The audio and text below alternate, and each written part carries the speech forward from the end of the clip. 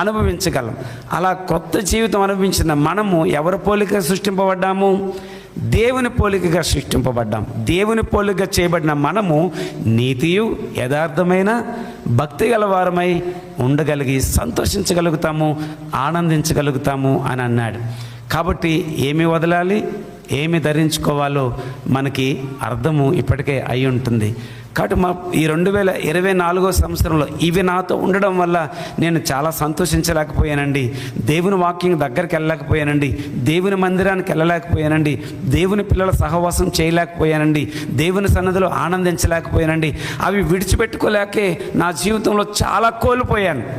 అయితే ఒక రాత్రి 2024 రాత్రి డిసెంబర్ 31 రాత్రి వాటిని వదులుకొని సరి చేసుకొని స్వపరీక్ష చేసుకొని మరొక నూతన జీవితం ప్రారంభించడానికి దేవుడు నాకు ఇచ్చిన ఈ అవకాశాన్ని బట్టి, దేవుడిచ్చిన ఈ గొప్ప యోగ్యతను బట్టి నేను వాటిని వదిలి వాటిని విడిచిపెట్టి నేను మంచిగా జీవిస్తానని అంటావా?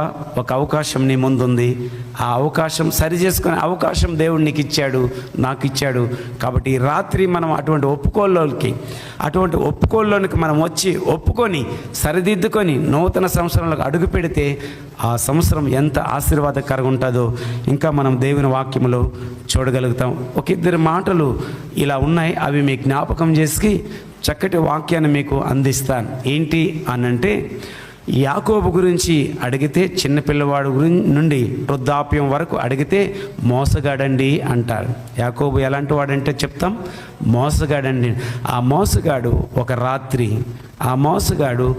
రాత్రి దేవునితో గడిపినప్పుడు అతడు ఎలా మార్చబడ్డాడో తెలుసా? ఇశ్రాయేలుగా మార్చబడి ఆశీర్వాదకరంగా మార్చబడగలిగాడు.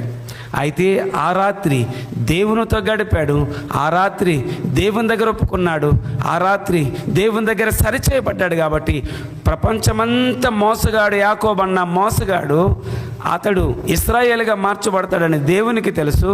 ఆ విధంగానే తన జీవితాన్ని మార్చబడి ఇశ్రాయేలుగా మార్చబడి నూతన జీవితాన్ని పొంది తన మాట మారింది, తన నడక మారింది, తన స్వభావం మారింది, తన జీవితం మారింది. యాకోబు ఉన్నతమైన శ్రేష్టమైన మంచి ఆశీర్వాదము పొందాడు అనడానికి యాకోబుని మనం చూడగలుగుతాం. మరొక వ్యక్తిని మీకు జ్ఞాపకం చేస్తాను. రాహాబు ఎవరికి తెలియదు, ఆమె చిచ్చి అలాంటి జీవితమా అన్నవారు చాలామంది ప్రపంచంలో ఉన్నారు. రాహాబు జీవితం చెప్పడానికి అంత మంచిది కాదు, ఆమె గురించి ఆలోచించడానికి అంత మంచి జీవితం. కానీ ఆమె మారుతుంది, ఆమె దేవుని దగ్గరికి వస్తుంది అని దేవునికి తెలుసు. ఆమెలో గొప్ప విశ్వాసాన్ని దేవుడు